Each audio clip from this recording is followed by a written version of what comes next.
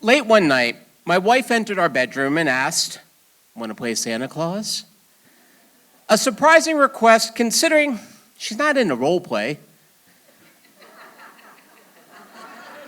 Are we talking the naughty list? Maybe sliding down the chimney? No, we were not. The request was a real one. Lauren and her fellow board members at a foster care organization thought I'd be perfect to Kris Kringle up their holiday party. Let me be clear. Being asked to play Santa Claus is never a compliment.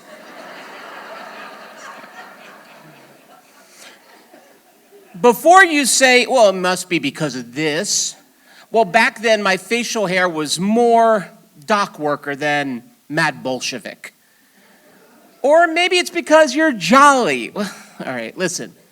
Jolly is not a term of affection either.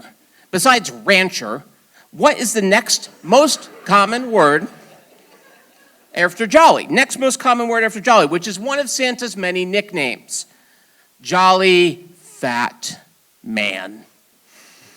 They didn't care that I once starred in Chekhov's Three Sisters or David Mamet's American Buffalo. They wanted my gut to play him.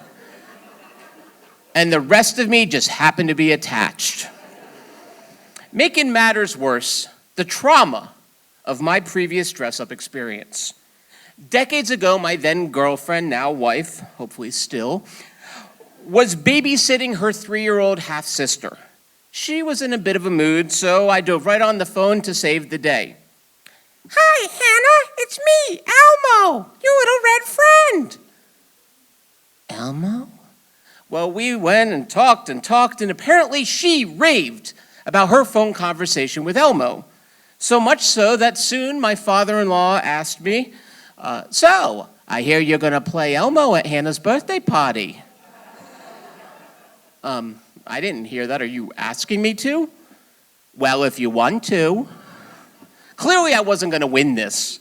Thus, on a scorching July morning, I waddled into a birthday party dressed in a burly, moist Elmo suit. "Hey kids, it's me, Elmo!" You could have heard their screams for miles. Elmo's supposed to be small, cuddly, cute. He's not supposed to be, well, me, stumbling around like a blind Godzilla. Now, 10 years later, I was being asked to go back in red. Another offer I simply could not refuse. The foster care organization did so much positive, wonderful work. For one afternoon, I could swallow the little bit of my pride left from the Elmo incident of '02. The party was at a community center filled with children of all ages and their foster parents. I got my buddy, DJ Dr. Zero, to spin some holiday tunes. And when my own young sons were not looking, I escaped to the North Pole, aka a broom closet. I never could have fathomed how many pieces go into a full Santa costume. Gloves, belt, garters, wig, beard, cap, glasses, extra stuffing for the belly, shoe covers, jockstrap. To you mere civilians, Claus is fuzzy and soft to the touch, like hugging a cloud.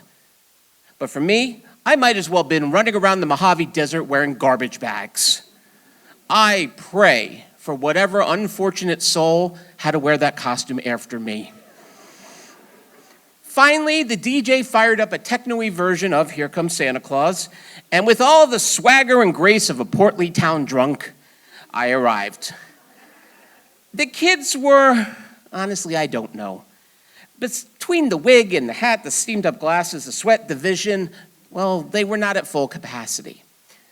I sat down in my not particularly comfortable throne, ready to get to business. And then it hit me. I had absolutely no idea how to be Santa. I'm Jewish. I never sat on Santa's lap, not even for a second. Like anyone who grew up with cable, yeah, of course, I saw Christmas Story a million times. But the Santa in that movie is an a-hole. He tells Raffi, "You're gonna blind yourself," before tossing him down the slide. The curmudgeonly Santa in the movie Elf didn't exactly fill in any gaps in my knowledge either. Adding to my Jewish neuroses, well, these were foster children. Does Santa grant every wish? What might a false promise do to someone who's already gone through their unfortunate share of heartache at such a young age? Well, the 12-year-old who cut in line to meet me, good news was he didn't care for toys. No. He had an agenda. So, Santa, what's the name of all your reindeer? Shit. What's that song on Dancer, Dixon, Dasher, and, Rudolph? And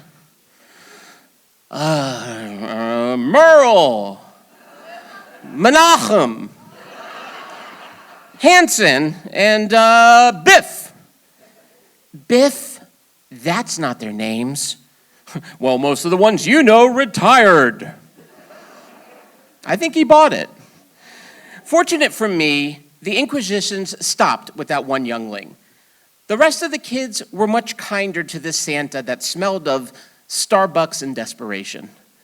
They didn't ask about the naughty or nice list. They didn't ask this bearded stranger for extravagant gifts. They just wanted to talk about what they liked, about Mrs. Claus, about the cats in their foster homes, about how excited they were to turn 7. Some were shy, some were beaming. I didn't have to be a magician or the West Coast equivalent of Miracle on 34th Street. They weren't asking me to change their lives. They didn't request presents.